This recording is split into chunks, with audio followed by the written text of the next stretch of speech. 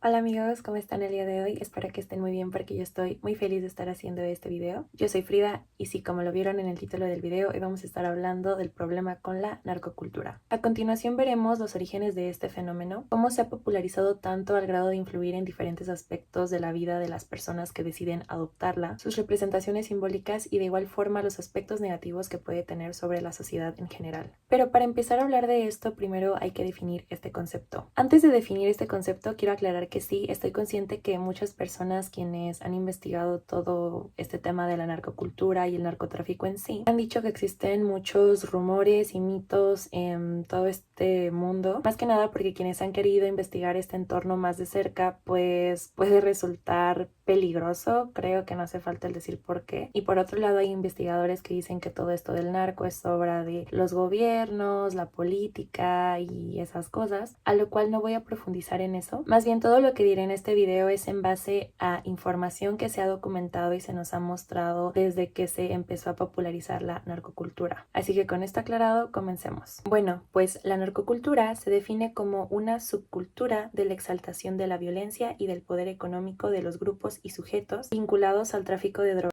que surgió en las últimas décadas en América Latina, especialmente en países como México y Colombia. Según el escritor y periodista Javier Darío Restrepo, es el culto al dinero y a la violencia. Esta idea se debe a que muchas veces las personas que han decidido dedicarse al tráfico de sustancias es porque de esa manera ven una forma fácil y rápida de ganar dinero y de esa forma poder tener una vida de opulencia y glamour, como se ha retratado en múltiples series y películas donde nos muestran cómo quienes se dedican a esto pueden adquirir cosas lujosas y caras, como joyas, mansiones, autos, ropa y también armas, porque igual es muy bien sabido que la violencia ha sido una constante en el mundo del narco, ya sea por la competencia entre cárteles, la lucha por el control de territorios, cobrar venganzas, causar miedo, etcétera, cosas que evidentemente causan una violencia extrema. Y también esto se puede deber a que algunas áreas afectadas por esta problemática es que las personas que viven en ellas y enfrentan desafíos socioeconómicos día a día llegan a pensar que la única forma de salir de la pobreza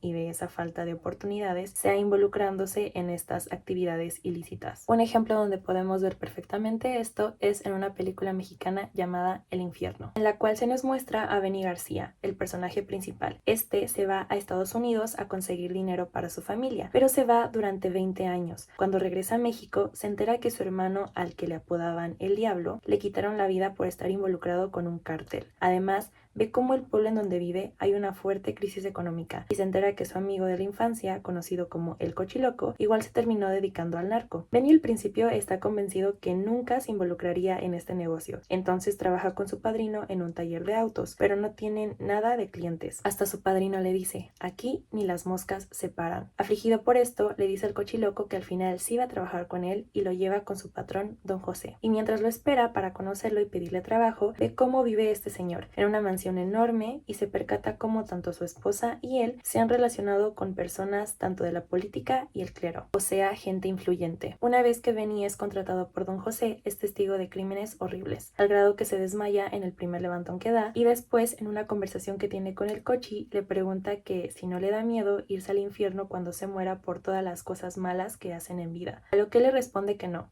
que el infierno es la vida misma, que recordará todas las carencias que pasaron de niños y que la única salida para ya no tener esa vida era dedicándose al narco. La verdad es que sí les recomiendo esta película, solo que eso sí está muy fuerte, tiene escenas muy explícitas. Las primeras veces que yo intenté ver esta película, literalmente me tapaba los oídos y cerraba los ojos de lo fuertes que eran las escenas para mí. Tal vez soy yo la que es muy sensible, pero personalmente me gusta porque siento que retrata de manera clara algunas problemáticas como la pobreza y la falta de oportunidades, las cuales muchas veces causan que habitantes de un país decidan migrar a otro para tener una vida mejor, o en el peor de los casos que se ve una salida en realizar actividades ilícitas como el tráfico de sustancias. Pero bueno, más adelante hablaré de las consecuencias de todo esto, así que vamos con los orígenes. Pues el narco apareció en Latinoamérica cuando ocurrió la primera guerra del opio, entre 1839 y 1842, que tuvo lugar entre la China imperial y el Imperio británico. Este conflicto se debió a que el Imperio británico introdujo el opio fumable a China y cosechó una gran cantidad gracias a la adicción que esta sustancia generaba entre los ciudadanos chinos. Obviamente esto al emperador chino no le gustó y al percatarse de esto ordenó que toneladas de opio fueran desechadas al mar, lo que causó la ira de los británicos y los llevó a defender militarmente sus barcos cargados de opio, dando inicio así a la guerra. Y pues curiosamente el opio llegó a América en manos de los chinos a través del puerto de Mazatlán, donde el clima de Sinaloa resultó ser muy favorable para su cultivo. Y de allí no pasó mucho tiempo para que el dinero que se generaba por el tráfico de sustancias como la marihuana y el opio empezara a penetrar en la sociedad norteamericana. De México se fue extendiendo a Estados Unidos en estados como California, Texas y Florida. Luego en 1970, a partir del creciente fenómeno del consumo de sustancias como la marihuana, el opio y el conocido polvito blanco, países de Latinoamérica como México, Colombia, Bolivia y Perú empiezan a involucrarse más en este turbio negocio. Y es así como en la década de los 80, carteles mexicanos y colombianos se establecen con redes en Florida, California y Nueva York. Y bueno, ya sabiendo un poco de cómo fue llegando el narco a Latinoamérica, ya podemos empezar a hablar de las formas simbólicas que tiene la narcocultura y la influencia que ha tenido. Así que vamos primero con la música. En este caso, los corridos son el género más representativo de esta subcultura. Estos se dan en la época de la Revolución y su intención era informar a la gente de lo que pasaba día a día. A raíz de que no había medios de comunicación como los conocemos ahora, pues esa era su forma de estar al tanto de lo que pasaba. En los corridos se destacan instrumentos como el acordeón y tiene influencia de géneros musicales europeos como la polka, vals y mazurca. Pero de los corridos nacen los narcocorridos, los cuales narran las hazañas de traficantes o describen actividades y experiencias relacionadas al narco. El primer narcocorrido que se hizo fue grabado en el año de 1931 y este llevó por nombre El Pablote, dedicado a Pablo González, un traficante de Ciudad Juárez. Luego llegan los corridos por morfina y cocaína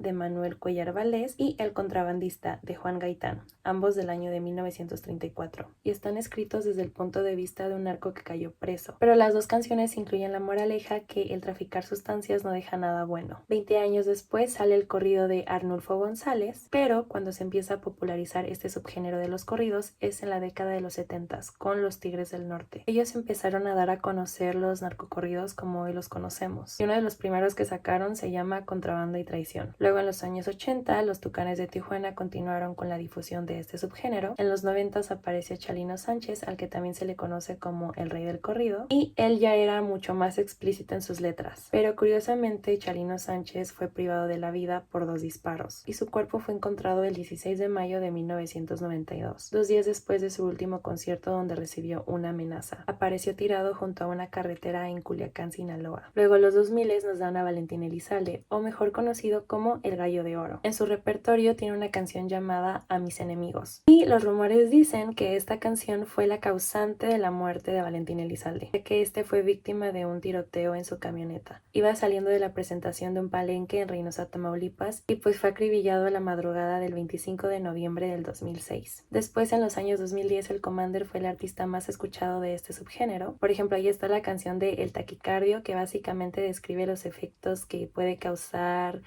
vamos a llamarle perico, para no censurar palabras. Y en los 2020 tenemos a los famosos corridos bélicos. Este subgénero, a diferencia de los anteriores, ya no usa tanto el acordeón, sino la guitarra y el sonido del charrasqueo, la trompeta, y también fusiona elementos del género urbano. Personalmente, antes de hacer la investigación para el video, no sabía muy bien la diferencia entre un corrido bélico y un corrido tumbado. Pensaba que eran lo mismo, pero por lo que vi, el corrido bélico se distingue por hacer referencia a actos de intimidación, consumo y tráfico de sustancias, enfrentamientos armados, crimen organizado, etc., lo cual ha generado muchas críticas. Y por otro lado, los corridos tumbados no se centran en la violencia, sino que sus letras abordan temas distintos como el amor, desamor, salir de fiesta, entre otros. Algunos de los representantes más populares actualmente de este subgénero serían Natanael Cano, Peso Pluma, Junior H, Fuerza Régida, entre otros. Y por ejemplo, una canción que apenas va a cumplir un año sería PRC de Natanael Cano y Peso Pluma. No sé ustedes, pero por la letra creo que este sí sería un corrido bélico. Les voy a leer alguna de las líneas de esta canción. Bien forrados los paquetes van, no hay pendiente, no puedo fallar,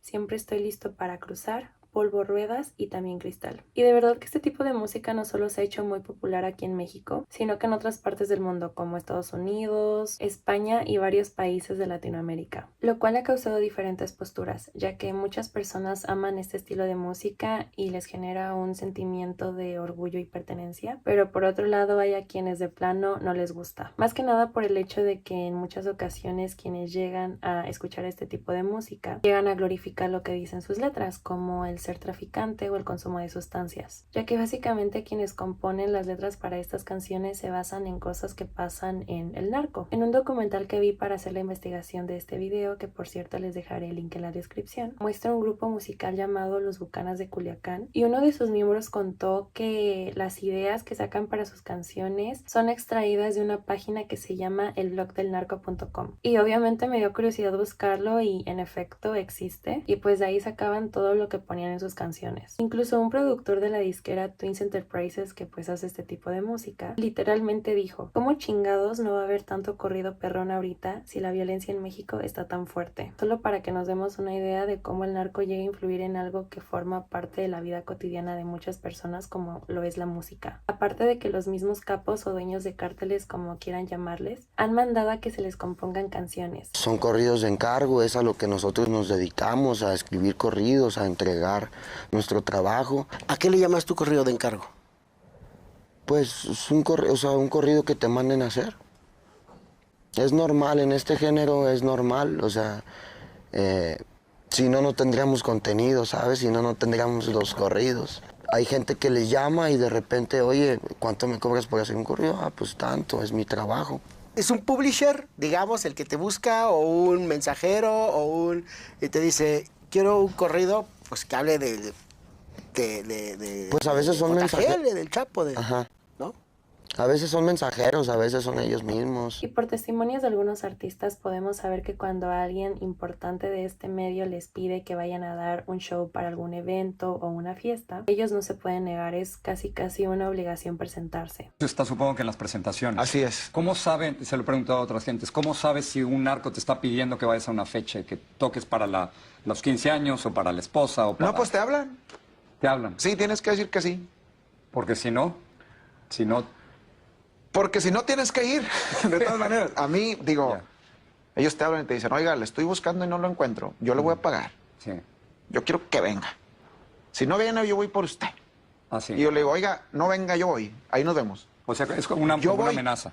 Yo voy, pero te tratan bien al final de cuentas. A mí, en mi caso, a mí siempre me han tratado bien. Pero bueno, la música no es la única forma simbólica de la narcocultura, sino que también está la literatura. Se ha denominado como narcoliteratura a las historias que tocan temas acerca del narco. Estas historias hablan acerca de acontecimientos, personajes, emociones y sensaciones propias que pasan en este contexto. Y generalmente los autores que escriben este tipo de historias tienen antecedentes en el periodismo, donde documentan hechos violentos. Y la forma en la que ellos utilizan cierto lenguaje y perfiles en los protagonistas demuestra el conocimiento que tienen al respecto gracias a su experiencia en el periodismo. Un autor destacado de este subgénero literario sería Elmer Mendoza, un escritor mexicano que se le ha catalogado como un representante de la narcoliteratura. Y otro ejemplo de autor sería Arturo Pérez Reverte, escritor y periodista español que creó nada más y nada menos que la novela de La Reina del Sur. Esta fue lanzada en el año 2002 y al principio no fue muy conocida, pero con el tiempo se popularizaría tanto gracias a que esta novela se llevó a la pantalla chica, con la serie del mismo nombre protagonizada por Key del Castillo, lo cual nos lleva al siguiente rubro, que son las series. La empresa Caracol TV de Colombia sería la pionera en emitir este tipo de producciones, donde el tema central era el narco. En el año 2012 lanza Escobar, el patrón del mal, la cual tuvo un rotundo éxito. Y esto causó que empresas como Telemundo y Univision no se quisieran quedar atrás y también sacaran sus propias producciones donde la temática fuera esta. De esa forma se sacan series como El Señor de los Cielos y la antes mencionada Reina del Sur. Y al igual que su antecesora, les fue bastante bien. Y luego con la llegada de plataformas digitales como Netflix harían más producciones con esta trama, como la serie de Narcos y El Chapo. Y si han visto alguna de estas series se darán cuenta que tienen la misma fórmula. Usan un lenguaje muy realista, hay escenas muy explícitas, tanto muy violentas como subidas de tono, ya saben a lo que me refiero. Muestran muchos lujos y excentricidades. Y los personajes principales evidentemente son los narcos, a los que se les pinta como los héroes e incluso los benefactores de las historias. Y a la policía y al gobierno a menudo los representan como incompetentes. Esta fórmula igual igual la podemos ver en las películas. La primera película que se hizo sobre el tema fue Puño de Hierro, del director mexicano Gabriel García Moreno en el año de 1927. Pero el mayor desarrollo de estas producciones se dio en los años 70. Y para que esto pasara, evidentemente hubo una gran influencia del cine estadounidense. En los años 60, California y Nueva York popularizan medios como la radio, el cine, la televisión y la literatura. Y aparte, en esos años Estados Unidos impulsó la legalización de drogas.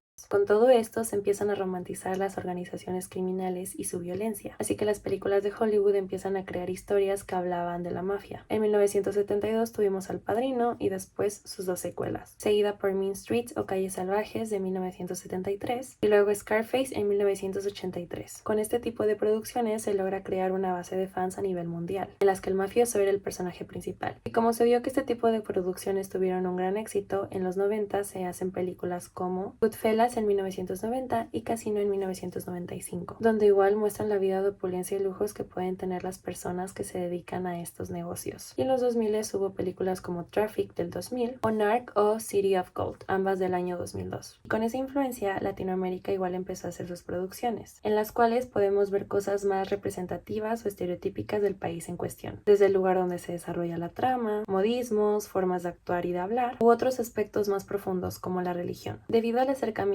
con la violencia y muerte que este entorno genera, hay una necesidad de encomendarse a figuras sobrenaturales, que les garanticen sobre todo supervivencia y éxito en lo que hacen. Un ejemplo de un santo al cual los narcos encomiendan mucho sería Jesús Malverde, que a pesar de no ser canonizado por la iglesia como tal, se identifica como el símbolo místico más representativo de esta cultura, sobre todo en grupos del noreste de México, incluyendo la frontera norte. Cuenta la leyenda que Malverde fue un campesino, que sufrió muchas injusticias y padeció de hambre. Los hacendados lo maltrataban y lo golpeaban, así que les empezó a robar a los hacendados y a las familias adineradas para dárselos a los grupos de personas más vulnerables, tipo un Robin Hood que le robaba a los ricos para dar a los pobres. Pero un día lo atraparon y fue colgado en un mezquite, y años más tarde, a 2 cuadras de ese mezquite, se le construiría una capilla en su honor. Esta capilla se encuentra en Culiacán, Sinaloa, pero igual hay otras figuras las cuales los narcos se llegan a encomendar, como la Santa Muerte, que no es exclusiva de los traficantes, hay más personas que no lo son y creen en ella, pero sí es una figura respetada y venerada en esta subcultura. Y de manera semejante con Malverde, pero en menor presencia, existe un culto a Nazario Moreno. Nazario era un traficante de Michoacán, que al parecer era un evangélico devoto, pero la razón y fecha de su muerte no son exactas. Unos dicen que fue desvivido en el año 2010 por un tiroteo, y otros igual dicen que perdió la vida de esa forma, pero en el año 2014. Sea como sea, es un personaje al que se le encomienda, especialmente por traficantes del estado de Michoacán. De igual forma, hay una mezcla de otras figuras como Dios, Cristo, la Virgen de Guadalupe o San Judas Tadeo, las cuales no son exclusivas de la narcocultura, sino que a nivel nacional son veneradas por muchos mexicanos. Y más allá de las figuras místicas que esta subcultura tiene, se han establecido relaciones entre los traficantes y la Iglesia Católica en varias ocasiones, la cual de una forma u otra ha recibido las famosas limosnas de parte de ellos, edificaciones de capillas, financiamiento para fiestas patronales, entre otras acciones. Y me imagino que las hacen para sentirse mejor con ellos mismos en un aspecto espiritual y sentir que de esa manera recibirán el perdón de Dios por todo lo que hacen. O no sé, esa es la forma en la cual yo lo puedo interpretar. Pero bueno, vamos con el otro aspecto, que es la arquitectura. Cuando estaba haciendo la investigación igual me sorprendió ver arquitectura, pero sí, incluso se ha llegado a considerar un nuevo estilo estético llamado el Narc Deco, caracterizado por la opulencia y exageración. Aquí se incluyen dos tipos de construcciones. La primera abarca enormes ranchos y fincas, mansiones con extensos jardines exóticos, piscinas techadas y capillas privadas que a la vez fungen como fortalezas o casas de seguridad. Y la segunda hace referencia a la arquitectura funeraria, como tumbas, capillas y mausoleos, cuyo propósito es dejar en claro que en esos lugares no murió cualquier persona, sino alguien importante. Esto claramente lo podemos ver en el Panteón Jardines de Lomaya, el cual es el panteón más lujoso de Culiacán. Real, se dice que ha habido traficantes que piden que sus tumbas tengan vidrios blindados, y hasta ha habido quienes han querido que se les entierre con su camioneta, y lo hacen para que vean cuánta excentricidad. Y pues es evidente que este tipo de arquitectura muestra la solvencia económica, poder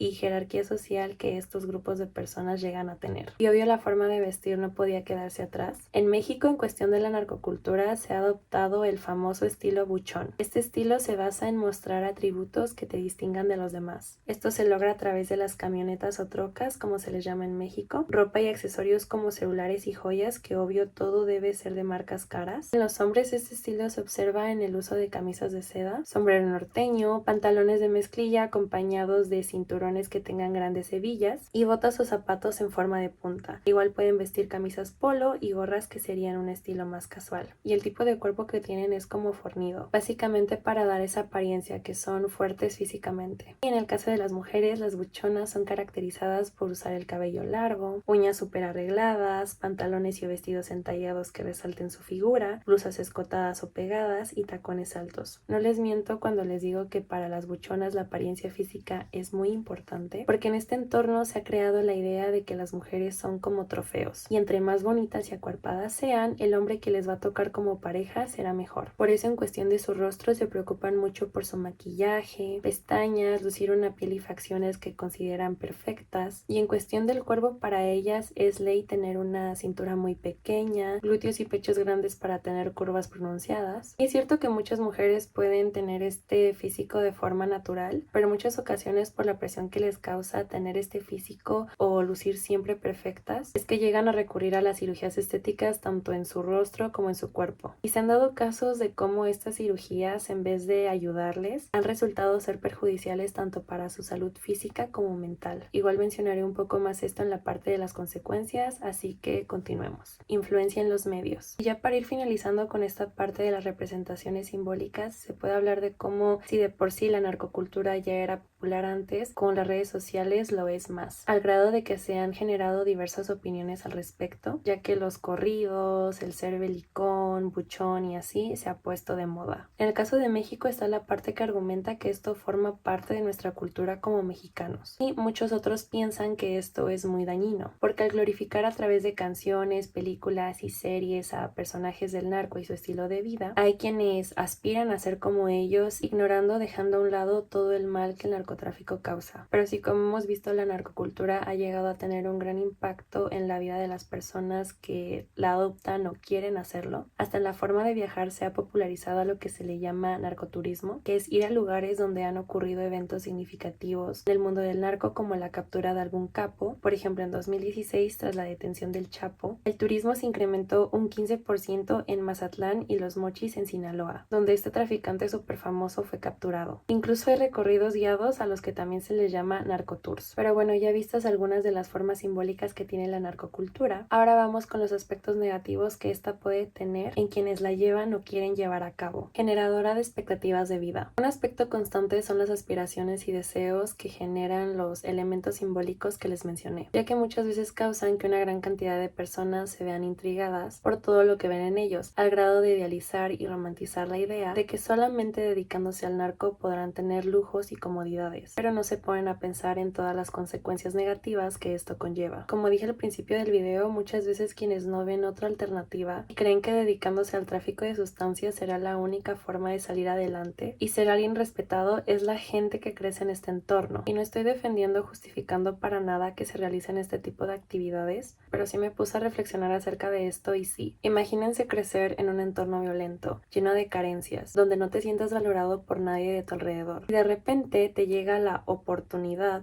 de ganar dinero y ser alguien respetado. Al final, ¿qué elegirías si no conoces otra cosa más que eso? Creo que esa sería una de las raíces del problema. O como incluso hay familias que se dedican al sembrado tráfico de sustancias y se va haciendo de este un negocio generacional al que te tienes que dedicar sí o sí. Para todo esto leí un artículo que lleva por título Niños jugando a ser sicarios, los hijos de la violencia en México, donde podemos ver historias como la de Kevin, quien estaba en la pubertad cuando se unió a una pandilla de su barrio, y expresa que lo único que quería era ser alguien, ser respetado y pertenecer a algo. Para Kevin lograr esto era tener dinero y cosas de marca, pero también relata cómo creció en un entorno violento donde constantemente le decían que no servía para nada y que se iba a morir pobre. Y él cada vez que torturaba a alguien lo hacía con más coraje al recordar estas frases que tanto le decían, aparte de que pasó por el abandono de sus padres. Entonces creo que sí es importante ver el trasfondo de esto y ver de dónde viene esta forma de ser y de pensar, porque a alguien que crece en un ambiente violento lo más probable es que se convierta en alguien violento y se vaya haciendo una cadenita que no tiene fin. Y lamentablemente en varias ocasiones quienes operan los cárteles buscan a personas muy jóvenes para hacer el trabajo sucio, porque de esa manera si los atrapan las condenas para ellos no van a ser tan graves. Y no soy psicóloga ni estudio psicología ni nada por el estilo, pero creo que no hay que ser un genio para saber que entre más joven seas, más manipulable puede ser. Y esto súmale las necesidades que tienen estos jóvenes y aparte el entorno violento en el que crecieron. Otro aspecto negativo que me parece importante es el machismo, esas masculinidades tóxicas que se destacan frecuentemente en este entorno, porque se tiene esa insensible idea de que si eres hombre no puedes demostrar tus sentimientos o algún tipo de remordimiento por tus acciones, que siempre debes mantenerte firme ante lo que haces, porque de esa forma llegarás a ser alguien poderoso. Y este tipo de ideologías lo único que hacen es seguir normalizando comportamientos violentos y poco empáticos, los cuales son perjudiciales tanto para la persona en cuestión como para quienes lo rodean. Y esto del machismo y las masculinidades tóxicas nos llevan a otro aspecto, que es la objetivización de la mujer. En el documental que anteriormente había mencionado también hay una parte en donde nos muestran a unas morras que por el uniforme que usan, me imagino van en la preparatoria, y dicen que su meta o aspiración en la vida es ser esposa de un narco. Como había dicho, en esta subcultura el tener a la mujer más guapa y acuerpada contigo es sinónimo de que tienes lo mejor. Por eso es que muchas mujeres que tienen esta aspiración de ser la pareja de algún traficante se ven constantemente presionadas a lograr un físico perfecto, y muchas veces para obtenerlo se recurren a las cirugías estéticas. Pero el problema empieza cuando esto se hace una obsesión, e incluso se han visto casos de clínicas clandestinas que ponen implantes o hacen otros procedimientos por precios muy bajos, pero evidentemente de forma poco ética y profesional, lo cual causa que pongan en riesgo la vida de las personas que deciden hacerse estos procedimientos. Y está de más decir que la gente que maneja estas pseudoclínicas no les importa en lo absoluto el bienestar de quienes acuden a ellas, solo les interesa ganar dinero, dejando a un lado el daño que pueden causar. Si quieren tener un panorama más amplio de este tema, les súper recomiendo este video de Maquisienta de la popularización de la narcoestética y las buchonas. Les dejaré el link en la descripción, pero sí es muy triste ver cómo cosifican tanto a las mujeres al grado de que se les vea solo como un simple trofeo y que lleguen al punto de que no les importe su bienestar si al final la recompensa o premio final será ser la esposa de un narco. Y bueno, ahora vamos con las consecuencias en la sociedad a nivel general. Incrementan la violencia y corrupción. Desafortunadamente, quienes se dedican al narco y todo lo que conlleva van normalizando actividades como secuestrar, asesinar y torturar gente. Literalmente lo ven como un trabajo y pues ya no les importa si eso daña a gente inocente, que no tiene nada que ver con ellos. Eso no será un impedimento para que sufran las repercusiones de sus actos. Incluso muchas veces la gente que vive en regiones donde el narcotráfico opera quieren tener una vida mejor y tratan de emprender algún negocio, pero si no le dan algún tipo de cuota o renta a los grupos que manejan las zonas, ellos mismos llegan a vandalizar los negocios de la gente que solo quiere salir adelante, pero lamentablemente tiene obstáculos como esos. De igual forma, quienes se dedican a ser peritos e investigan cómo ocurrieron ciertos crímenes también están en constante riesgo porque reciben amenazas de que si revelan información se la verán con ciertas personas, lo cual causa que mejor decidan dejar sus empleos o en los casos más trágicos que las amenazas sean cumplidas. Y desafortunadamente los países que pasan por este tipo de problemas, la mayoría de las veces las autoridades no hacen mucho para cambiar esta situación. Se sabe que ha habido mucha corrupción y complicidad en gobiernos con relación al narco y es triste cómo quienes se supone deben de acabar con todo esto a menudo son incompetentes, no les interesa o llegan a estar involucrados con estas actividades ilícitas. Y obvio, otro de los efectos del narco sería en los consumidores de sustancias que sufren tanto efectos psicológicos, sociales y fisiológicos negativos por tener una adicción a ellas, y esto a menudo causa que áreas de su vida como la familiar, laboral, financiera y de salud se vean afectadas. Y el narco pues solo perpetúa esta problemática del consumo ilegal de sustancias. Y bueno, amigas, con todo esto, ¿cuál sería mi conclusión? Pues lamentablemente quienes crecen en este contexto del narco muchas veces no tienen otras perspectivas por sus circunstancias. Esto ocasiona que no vean otras alternativas para tener una vida mejor. Pero quienes tenemos acceso a otros panoramas, oportunidades, información y crecimos en un entorno distinto, pues no hay que idealizar ese estilo de vida. Mejor hay que tomar en cuenta todas las consecuencias y cosas negativas que esto tiene. Por el lado de las representaciones simbólicas como la música, las películas y las series, se sabe que pues estas producciones tienen el fin de generar dinero y entretener nada más. Y pues hay que tomarlo como lo que es, como entretenimiento y, ¿por qué no?, una reflexión de lo que puede causar el narco, y no pensar que por ver todas las temporadas del Señor de los Cielos automáticamente vamos a ser los dueños de algún cártel o algo así, ¿por qué no? Y personalmente no les voy a negar que me gustan varias canciones del género y subgénero de los corridos, y también he sido alucin y he dicho cosas como: sí, compa, soy belicona y placosa a la verga, pero es puro alucinamiento mío, amigos. Real, yo le tengo mucho temor a todo esto y personalmente no me podría dedicar a este tipo de negocios porque me da culo, verdaderamente me da miedo. No. Eso es una pérdida de tiempo. Mejor ponte a aprender inglés. Y aparte no estoy de acuerdo con lo que es el narcotráfico en sí, así que así estoy bien. Algo que me han dicho mucho mis papás es que el dinero no compra tu tranquilidad. O sea, ¿de qué sirve tener muchas cosas lujosas y al final no las puedes disfrutar porque tienes ese constante miedo o preocupación de que te pase algo a ti o a tu familia? No, gracias, quiero vivir. Por otro lado, hay personas que piensan que cancelando o prohibiendo el contenido que hace alusión al narcotráfico, el problema de idealizar este estilo de vida acabará. Pero yo creo que no, al contrario, creo que si prohíbes algo la gente lo va a querer más. Entonces, como les digo, si les llama la atención alguna representación simbólica de la narcocultura, ya sea porque quieren saber más acerca de ella, les llama la atención, les gusta el estilo, la estética, les entretiene o así, está bien. Personalmente no le veo problema a eso. Creo que el problema empieza cuando se glorifica al narco y se aspira a ser como una de las figuras que vemos en las películas o series, cuando la realidad es que no vas a ser el próximo Chapo o Pablo Escobar. Elimina esa idea de tu mente. Solo te vas a meter en cosas turbias que pueden perjudicarte, no solo a ti, sino a personas que, como diríamos aquí en México, no tienen vela en el entierro, o sea, no la deben y por culpa de otras personas tienen que pagar los platos rotos. Más bien, si se quisiera eliminar el narcotráfico de raíz, pues los gobiernos de cada país deberían de ver de qué manera podrían eliminar las problemáticas que causan esto, como la pobreza y la falta de oportunidades. Pero pues eso ya es un tema más complicado, el cual ni los gobiernos saben cómo hacerle para resolver todo ese desmadre, pues menos yo, una morra que solo hace videos en internet. No puedo hacer nada solo y estoy chiquito. Pero bueno, amigos, hasta aquí el video del día de hoy. Espero que les haya gustado. Díganme su opinión acerca de este tema tan polémico en los comentarios. De igual forma, denle like al video si les gustó y suscríbanse si quieren seguir viendo contenido como este. Síganme en mis redes sociales, en todas estoy como sufrida_sm y por todas me refiero a Instagram, TikTok y Twitter. Muchas gracias si se quedaron hasta este punto del video y pues ya los veo en el siguiente. Bye.